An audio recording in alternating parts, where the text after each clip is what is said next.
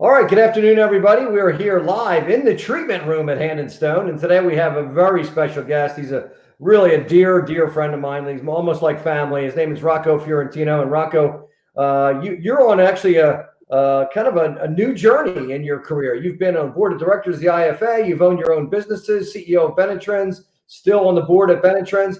You have been really an icon in the industry for as long as I've been here for the last couple of decades, and now you're on to some things that are really exciting in the commercial real estate world with Kaiser Company.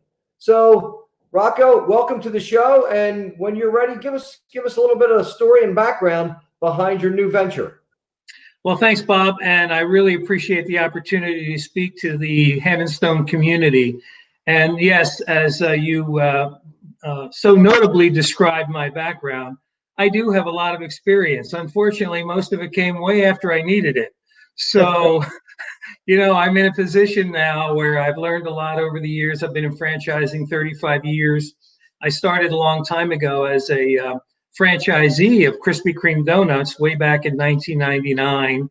And before that, I was a franchisor in the bagel business. But my biggest call to fame was my Krispy Kreme development days, where I learned a lot about a brand, learned a lot about marketing, learned a lot about building a brand. And that was a great part of my life. And then I went on to financing within franchising. Franchising is a very unique industry, and it was a great opportunity for me for my career. And no matter what I've done, I've always stayed within the franchise guidelines. And so I've been a franchisee, franchisor, and as you know, a supplier. I took over at Bennett Trends and became the president and CEO for a long time. And then I joined the board as a vice chair, which I still sit on the board. And in that position, I made sure that we focused on franchise financing. Hand and Stone was one of our clients. I remember distinctly speaking at one of your annual conferences, and I was certainly speaking about financing. However, we were talking about market trends and dominance in the marketplace, if you remember. And I've always loved real estate. And I always wanted to get more involved in real estate. And, a lot of us always get asked the question, well, if you had to do it over again, what would you do? And I'd probably be doing a lot of things, but I always really liked real estate and never had a chance to do it as much as I like it. And as we all know, they're not making any more land. So we have to work with the land we have. Right. And shopping centers are not going up everywhere if you're in a metropolitan market that's, already developed. So I was thinking about doing something in real estate, but I wanted to still focus on franchising. So I founded and created a division of Kaiser Realty, which I'll explain to you in a second. And we call our division F.R.E.D. F.R.E.D just simply stands for Franchise Real Estate Department. And my goal was to speak franchise while within the real estate space.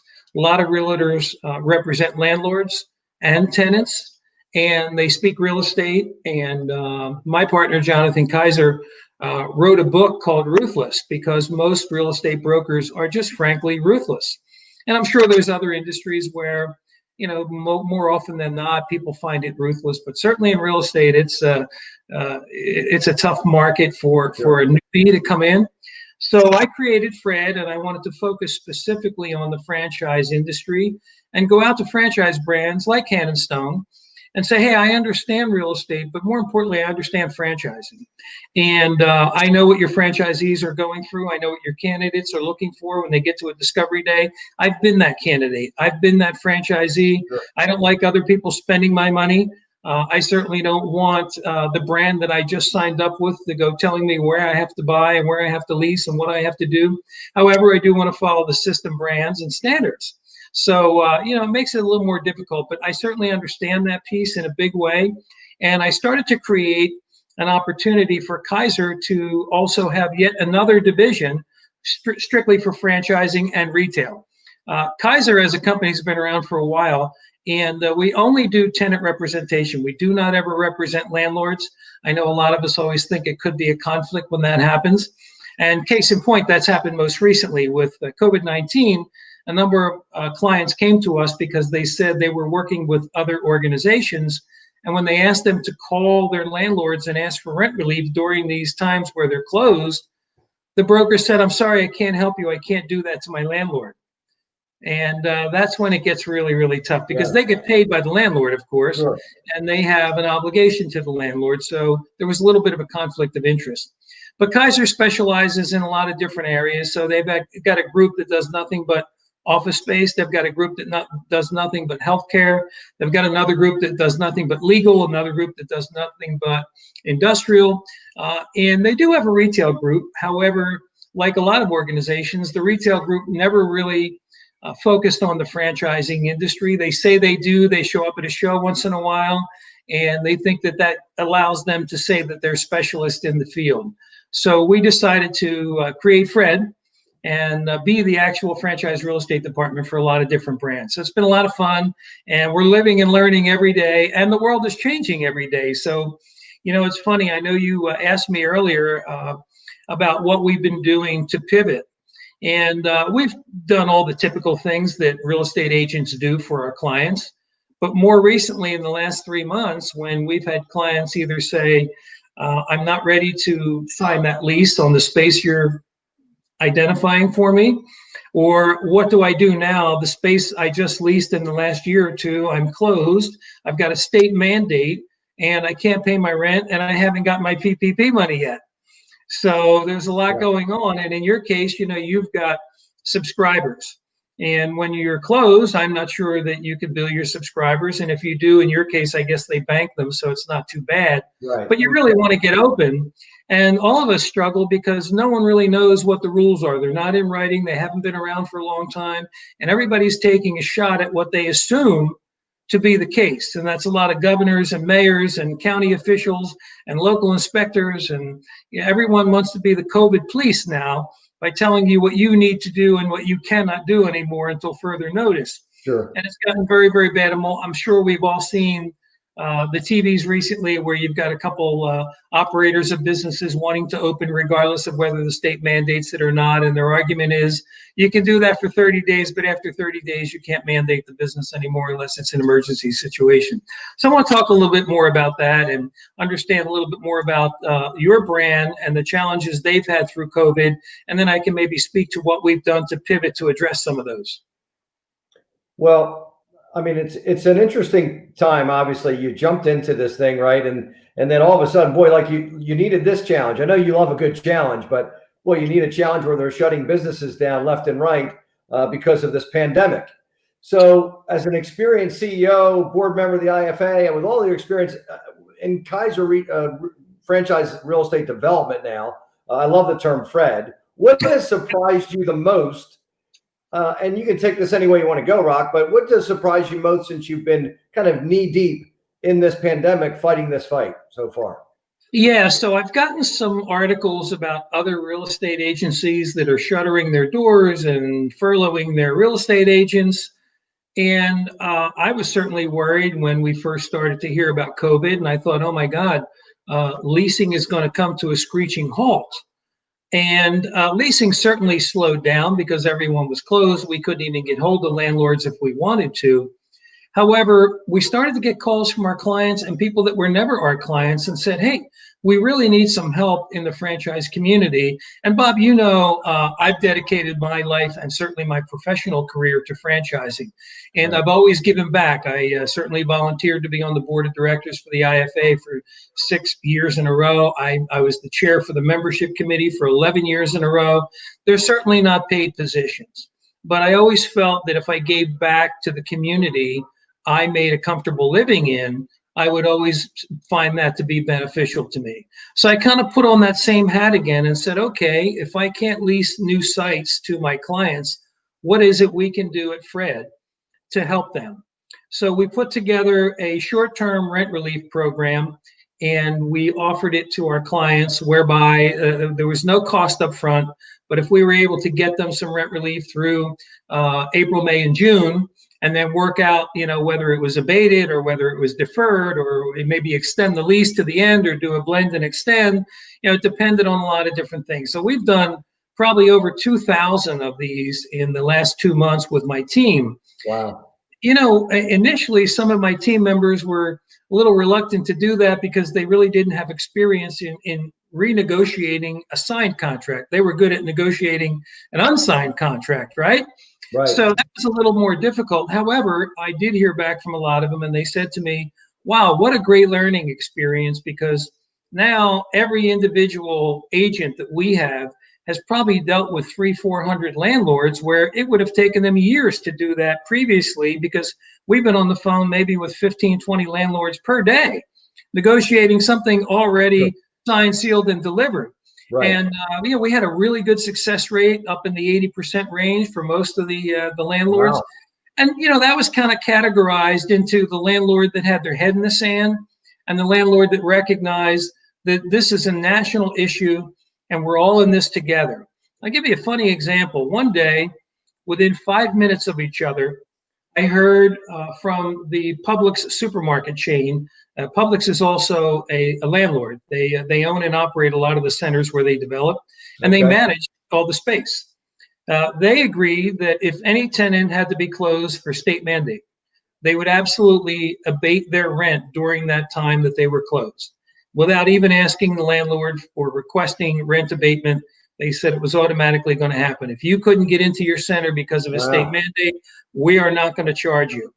And then 5 minutes later, I heard something on our real estate squawk box about Taubman. Taubman is a big developer for regional malls. So you may see them around there, or REIT, a real estate investment trust. Sure. And they said, although our malls are closed, we're not accepting requests for rent relief or abatement. Thank you very much. We've got bills to pay. Now, how about that? Within 5 minutes of each other, right? Yeah, right. And that's how wide the spectrum is. So when we call landlords, they've been set in their ways, and you have to understand that landlords are typically collectors by nature, and they're negotiators. That's what they do. Now, that doesn't make them bad people, but it does tell you that their primary skill set is negotiating and collecting. Your primary skill set is operating a retail business, which provides a service. So by nature, we're outskilled here if we try to do this on our own. And some of us are very emotional, and they start yelling at the landlord as if it's the landlord's problem, and it's kind of not. And then others are afraid to ask for anything because they're too timid. So, you've got the tenant, in your case, the franchisee, who may not be comfortable calling the landlord and understanding what to do. So we put a process together, which started with communication and then went on to the ask. And we wanted to make sure that it was a reasonable ask, and we had a lot of information to back it up. So what that led to was us developing relationships with these franchisees/tenants. And a number of them are multi-unit franchisees. I have a lot of contacts in the multi-unit world. And we started to work with all of their landlords. Some of them were landlords in more than one center. And we said to them, your tenant, our client, aspires to be a great tenant through this process and come out of this. But before we get into what we may need from you, I just wanted to share with you what I understand in terms of who the tenant is. They've been the tenant in that building for 13 years. They've never, ever, ever skipped a payment for rent. You've never had an issue with them. They're sophisticated, which means on the first of the month, you get your check. It's not a small mom and pop trying to decide who they pay on the 30th of the month. And maybe it's the landlord, and maybe it's not, and maybe it's the tax bill or the sales tax. So, there's a lot to be thankful for when you now look at your list of tenants. And they're a mixed bag of large commercial groups that you can't get anyone, sophisticated franchisees, as in your case, and then smaller mom and pops. So we work through the process and try to get some relief for them and let them know that, they'll say, certainly you're going to get some PPP money, right? So, well, yes, but our client hasn't gotten that yet. And when they do, they're only limited to be able to use 25% of that. And then they say, well, I'm sure you have an insurance policy, and I'm sure that they're insured for a loss of income. And I said, well, it's funny you mentioned the insurance policy, because you have a copy of it as a landlord, and you're additionally insured. If anyone listening has ever leased the space, you realize the landlord requires an insurance policy with a minimum, just like the franchisor does, and they require to be additional insured on that policy. Right. So if the landlord would like to be side by side with me and help me in going to the insurance carrier, we're happy to go file the claim. But by and large, they're going to be rejected because after 9/11 in 2001, insurance carriers got pretty smart, and they put in a lot of language for these types of events and crisis and epidemics, so that they're excluded from having tried to cover it. And when you think about it, if insurance companies didn't have that language in there, and everyone that was getting a PPP loan was able to claim a loss of income, insurance companies would probably be out of business. It would probably just put that industry out of business. Right. So that's been a lot of fun. And that was phase one. Now phase two is we're seeing some people opening and certain states reopening, even though they've got restrictions. Phase two is what does this market look like? And I'm coming up on my renewal. And is the renewal time the time to maybe renegotiate my renewal? I'm not obligated to renew, but I have the opportunity to renew at fixed terms. So it's a perfect time to understand that. Take a look at the marketplace. You guys have been lucky because you've got a premium brand, and I've been to a lot of your centers. A lot of them are end caps with beautiful facades, and really beautiful, beautiful locations. And you are an asset to most centers. And other retailers don't have that ability or that flexibility or that credibility. So I think there's opportunity for all of us. I suspect retail in general will have about a 12 to 15% vacancy rate, where in the past, I would tell you it's been a landlord's market. We represent Sport Clips, a great brand in haircuts. And Gordon Logan, who's the founder and CEO, a wonderful guy. And every year I speak to him and I say, Gordon, what are you doing this year? And every year up until now, he would say to me, Rocco, I'd love to open 300 stores, but I don't have the real estate. We're lucky if we can get 150 open with good real estate. So they're always searching for more and more real estate, which is becoming tighter and tighter. Now I think we're going to have a little bit of a reset. And I think there's going to be opportunity somewhere. So you're going to see some consolidation. You're going to see some jockeying around. You're going to see landlords trying to put some smaller tenants closer to other tenants so they can recapture a larger space at a time instead of a bunch of smaller spaces, which are harder to lease out. So, for example, if you were looking in a lifestyle center or a prominent center where you couldn't get to before for Hand and Stone because they couldn't accommodate you, maybe 3 or 4 small mom and pops moved out, and they'll get those others in the middle and consolidate them on renewal and get you the size and the square footage that you may need. So that's kind of phase two. And then phase three is, the new pipeline. What are we doing? Some people say, well, gee, should we get shorter terms so that when it comes time for renewal, maybe if the market has adjusted and went lower, we don't want to go buying real estate at the higher price if, in fact, the bottom didn't hit yet. So, none of us have the crystal ball, and we don't know, but I'm a pretty positive guy. I try to stay away from negative or toxic people. And I hear them all. Everyone wants to bloom, right? But I just don't see that, and I've been through a number of these before. It's so funny. In 2001, I was a franchisee of Krispy Kreme. And at 9/11, September 11, 2001, I was in Pittsburgh opening a store.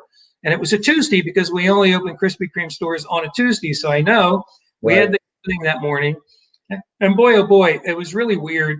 And we had stores in New York, and it was September. So it was the end of baseball season. We're kind of getting to the playoffs and the World Series, and everything had come to a complete shutdown. People were afraid to go in any type of crowd or any type of coliseum or anything like that. So when they first started to reopen the country, the baseball stadiums had 5,000, then 15,000, then 30,000, and then certainly by the time the World Series came to play that year, everyone was back in full play. So I'm seeing that happen now. Last week I was in Scottsdale at my office in Scottsdale, Arizona. We went to restaurants. They didn't require masks. If you wanted to wear one, great. Wow. It was really kind of cool, unlike New Jersey where I am right now. Sure. I went to 3 or 4 restaurants where easy enough to get in, did what we want to do. Sometimes the servers would wear masks or ask you if you wanted them to wear masks. So I see that all loosening up. In the hotel I stayed out, which was a DoubleTree, the day I checked in on a Wednesday, the coffee shop was closed, all the restaurants were closed, everything was closed. By Thursday, the coffee shop opened. By Friday, the bar opened. By Saturday, the spa opened. So little by little, they're getting back to some normalcy. And I see that happening. I just don't know if it's going to be 15 days or 30 days or 45, but I hear some people tell me they're closing their offices till the end of the year, and I say, I didn't know you had such great vision. How did you see that in the crystal ball? Well, That have to do? that's a great segue, because you have always, one thing I've always admired about you is you always kind of were thinking 2 steps, 3 steps ahead of most people. Exactly what you did, with F.R.E.D. I mean, obviously that's a catchy name. You're doing franchise real estate development. In that scenario, you found a way to kind of negotiate or renegotiate the already negotiated contracts to Yeah. get your foot in the door for the future, which is brilliant. So right now, looking back a few months ahead now, and looking back on your time, what worries you now for the next, like, when's the next curveball coming? What keeps you awake at night, and what are you doing to kind of avoid those issues? Yeah, I think a lot of people either underestimate or overestimate what's going to happen. And none of us do have a crystal ball. So my big fear is I worry about more legislation and regulation in a lot of our businesses. Mhm. I know with the recent administration, and I'm not political, but they did a good job at really getting rid of a lot of regulations, which allowed a lot of businesses to move forward in terms of construction permits and things like that. I'm hopeful that a lot of the states and counties are of the mindset that they want to encourage small businesses to develop again and reopen and allow them to flourish. So by that, I mean, if you've got a pipeline of 30 stores that you're trying to get built, I hope they make it easier, not harder, for that to happen. And I'll tell you the truth, with landlords that I've spoken to on the rent reduction or rent relief side, they've been fairly open-minded. And I was at a site Friday in Scottsdale for a Rita's Ice. Another matter of fact, I think they're in your building, right? Yes, Yeah. yes, they So are. I do their real estate work, and I met a franchisee out in Mesa, Arizona, while I was out there, and we went to a site. And the realtors are saying that the market is fairly brisk, and they are sensitive to it. So yes, they're going to lose some retail tenants that they probably would have lost eventually anyway, that were probably kind of on the fence, Bob. Okay. And that'll leave room for some of the stronger brands like yourselves. And I think there'll be some consolidation. Certainly, probably in your space as well. You guys are one of the largest. So I think you're certainly much better positioned to be in a marketplace that you couldn't penetrate before, or that you were oversaturated before and now have some new opportunity. But I also see a lot of corporate refugees that probably will be furloughed or take early retirement. And we're all too young to stop working. I think COVID has showed us retirement is a little overrated. I mean, we don't want to be home every day, all day. We really want to use Sure, our brains and get back to work, sure, absolutely. I Let's heard one of my, I'll tell you, when I look at this, this is kind of my favorite. This is the last question, but this is one of my favorites, because every leader of an organization that I talk to, they always have their own special spin on this. So if you had your audience around you, your clients and your employees and the people that you do business with, what is your message today to them, Rocco? yeah, my message, Bob, to the folks around me in franchising is that you can never worry about things you can't control. That doesn't mean you don't plan around them or for them, but you can't worry about them and let them affect your plan unless it's, something like COVID, which obviously none of us would have ever thought about. But you've got to look forward in a positive way and take advantage of what we're doing. So, for example, prior to COVID, we had 3% unemployment. Everyone was searching for a therapist and people to work in the spas. I think Right. now you're going to see a little bit of an opportunity to hire some better talent, and there's going to be some opportunity on the real estate side. So for those strong franchisees who are able to get through this, I think there's going to be big opportunity. I've heard 100 times, don't ever let a crisis go to waste. And I don't necessarily like that term, but there's a lot to it. And I think all of us should look for the opportunity in everything we do, whether it's coming out of COVID or, taking on a new center or taking on a new project. So I'm very excited about, and we're in a business where all of the people around me thought I was just going to go file for unemployment and be out of business. And here we're flourishing. We've got more work than we ever had because we've pivoted and we've adapted to the marketplace. And we're still doing real estate. It's what we do. We're Yeah. just, we're playing a little bit of a different role for our same client. So I think you guys can do the same thing and understand how to adapt and what to do, whether it's smaller spas or larger spas or whatever you have to do. I'm sure your team is all over it. There's some marketing opportunities as well. And the other thing I wanted to mention is I've learned a lot about artificial intelligence. The AI word is something new. And in a lot of what we do now for site selection, we kind of, we look at demographics, Bob, but it's like looking at an encyclopedia. It's just old news. Sure. And the artificial intelligence, which is primarily cell phone data, allows us to understand. And as a matter of fact, I think I did a couple for you guys to show you where your customer was 4 hours before they were in your spa and 4 hours after they went in your spa. And the purpose was, when I talk to some franchisees, they'll say, well, I need to be here because within 2 miles, you lose the households or the businesses, and my customer is only coming from 2 miles. Now I have data that says, well, no, they're not. They're coming from 5 miles and they're staying here longer. And I can give you a lot more accurate data based on cell phone information, which far supersedes anything we can do on demographics that come a year later from whoever filled it out. So been kind of fun to do that. So I'm learning a lot more about technology than I ever wanted to learn.